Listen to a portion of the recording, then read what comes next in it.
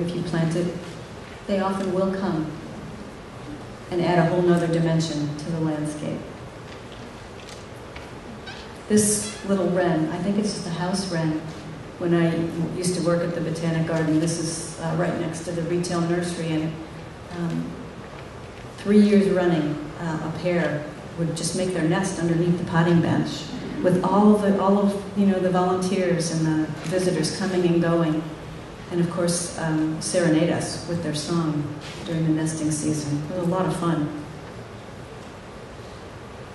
I don't think I need to tell anybody that fall is the ideal planting season. You probably all know that.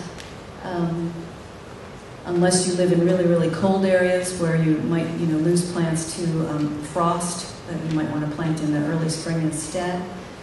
But the benefits of fall planting not only cut down on the amount of supplemental watering that you have to do to get them established, but minimize the amount of watering that you might need to provide in the first summer after planting, which can be really dicey for a lot of natives due to susceptibility to root rot pathogens in the soil. And I'm closing in on, I think, one of my favorite things to do, and I know it's not everybody's cup of tea, but pruning. In order to maintain, I think, a beauty in a native garden or any garden, a certain amount of pruning is probably going to be necessary at some point for most plants. And we do need to be thoughtful about it. This is the Rodin Museum in Paris. I couldn't resist. Sometimes you want to prune just to accentuate the beautiful sculptural form that plants already have, but to reinforce that. These California buckeyes have been limbed up a little bit prematurely, and I think quite beautifully so. This is where you can really indulge your own artistic sensibilities. Manzanitas, as I said, rarely need pruning. This one has been, I think, maybe prematurely thinned to accentuate a sort of waterfall, almost bonsai effect. This is at Rancho Santa Ana Botanic Garden. No, that was done by wood rats. Oh, you're kidding! Well, they did a very good job. Now, if that had been a Ceanothus, it would have looked awful. The bark of Ceanothus megacarpus, with that wonderful dimpling, I think would be even more attractive if there was a little bit of editing, pruning out some of these lower leafy branches to make that more prominent. Just a close-up of the wonderful peeling bark on Manzanita. Sometimes our native plants aren't quite sure what they want to be when we bring them into a garden. Western redbud is one of those sort of bridge species. Is it a shrub? Is it a tree? Well, you can decide. And here are two examples of it in different gardens. On the left, I'm not sure what the green skirt is around this flowering specimen, but if this was in my garden, I would prune that so that the redbud is more prominent and just make it more of a focal point. And on the right, this redbud is indecisive about whether it's a tree or a shrub. It's got all these branches suckering from the base with a lot of top growth, and so I think you could let it go, or you could decide to prune off the ones at the base and make it more of a tree. Here's a stunning sugar bush that has been carefully limbed up over time and made into a wonderful small-scale tree. You actually can plant underneath there if you wanted to, but instead in this garden they've allowed it to just be a beautiful foreground to the beds behind. This is at the Fullerton Arboretum. Andrea, I think this is your hedge. Myrica californica. Some of our native plants do lend themselves to a very formal pruning as a hedge, and this is along the street side of her property. Of course, this does require a certain amount of annual maintenance, probably I would have guessed 2 or 3 times a year, maybe more, to shear it into this nice formal shape. Here's another example of a formal hedge. On the right-hand side, this is hollyleaf cherry, Prunus ilicifolia, along the property line. Extremely formal garden at the bottom of the bottom image, but just to contrast that with something a little bit less formal, is Baccharis, one of the low-growing forms of Baccharis, with a hedge of barberry behind. So you can still have, I think, some really wonderful lines in a garden with less formal pruning.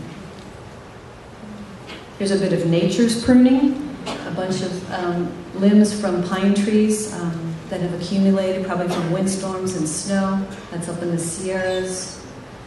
One of the rosettes of an agave desert eye that has flowered. You can barely make out the dried flower stalk. That eventually you might want to prune that out if that was in your garden.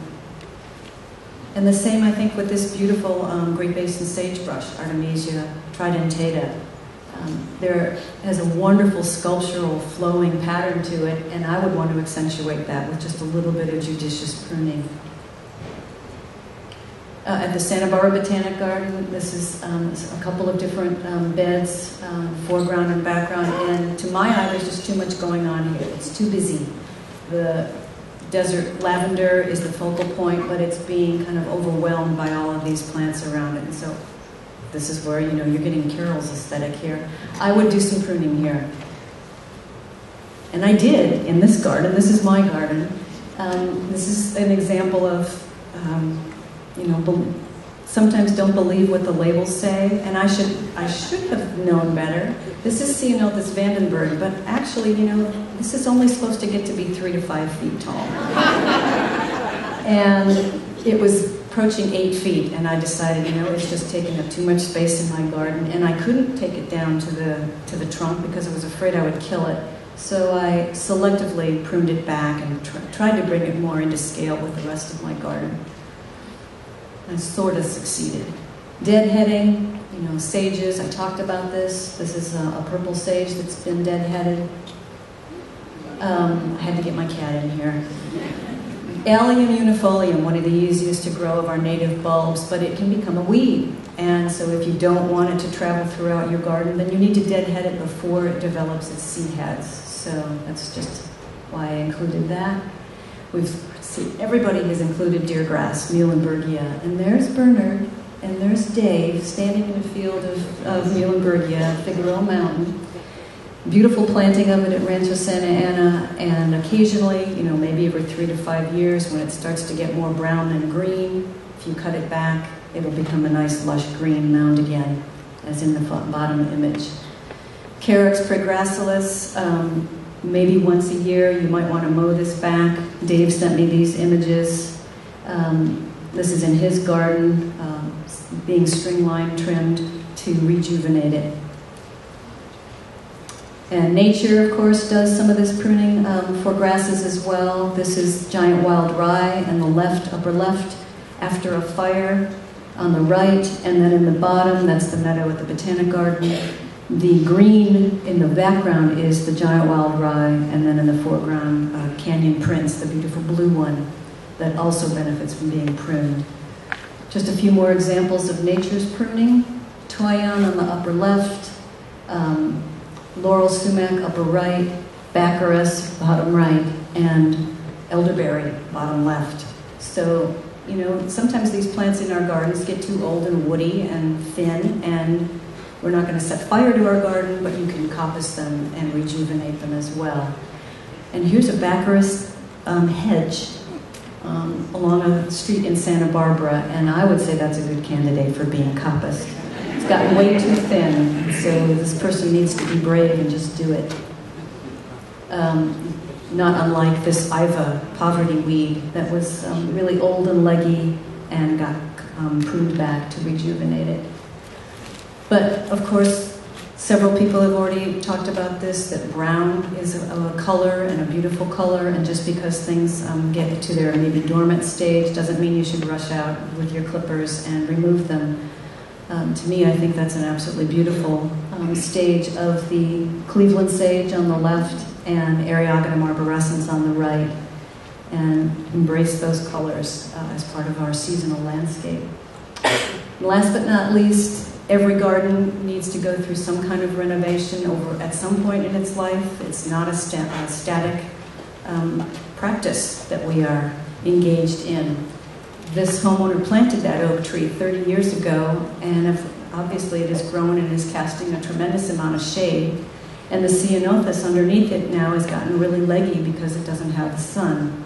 So she realized it was time to start over.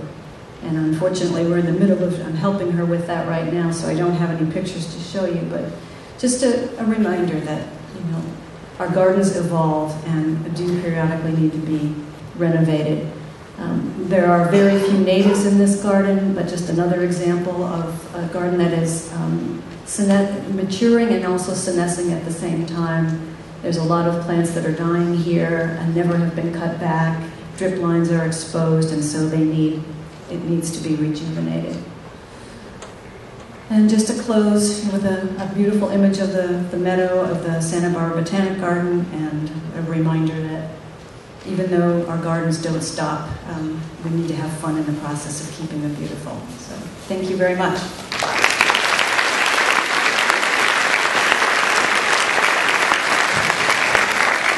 Thank you, Carol. Do we have questions for Carol? One up here.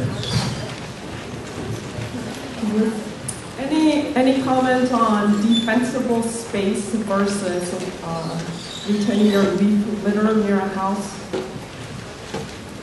When you say defensible space, are you talking about with respect to fire?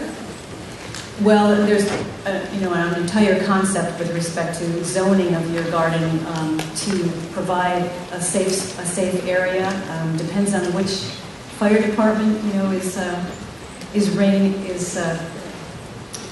dictating that in your municipality. There's the 30-foot zone, the 70-foot zone, the 100, sometimes 200. The idea is to provide, a little bit more irrigation closer to the house and not plant things that are tall so that you don't have fire ladders. If you're going to use mulch, that you keep a very thin layer, no more than a couple of inches. Does that answer your question? Other questions over here? Yeah, doesn't have to do with the plant, but the maintenance and visitors, wild visitors that you don't want. How about, is there anything can be done about About neighborhood feline, cats in other words? Oh my God. Visiting, if I have mulch, Get a then dog. they use the mulch. If I don't, they use the grass. Well, get a dog, get another cat.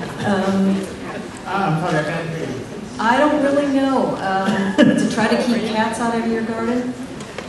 Does anybody have any suggestions? That's why I said get a dog. And cats are very territorial, so usually, then you probably wouldn't want your own cat to be in your garden. I don't have another answer for that.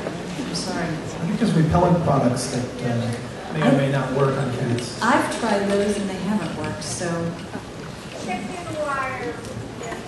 Chicken wire. Somebody's saying chicken wire to put around the perimeter, but they'll jump over it. No, lay it on the soil. Oh, so they don't Lay it on the dig. soil, so they can't dig in it. Yeah. Okay. Other questions? Okay, thank you very much, Carol. Thank you.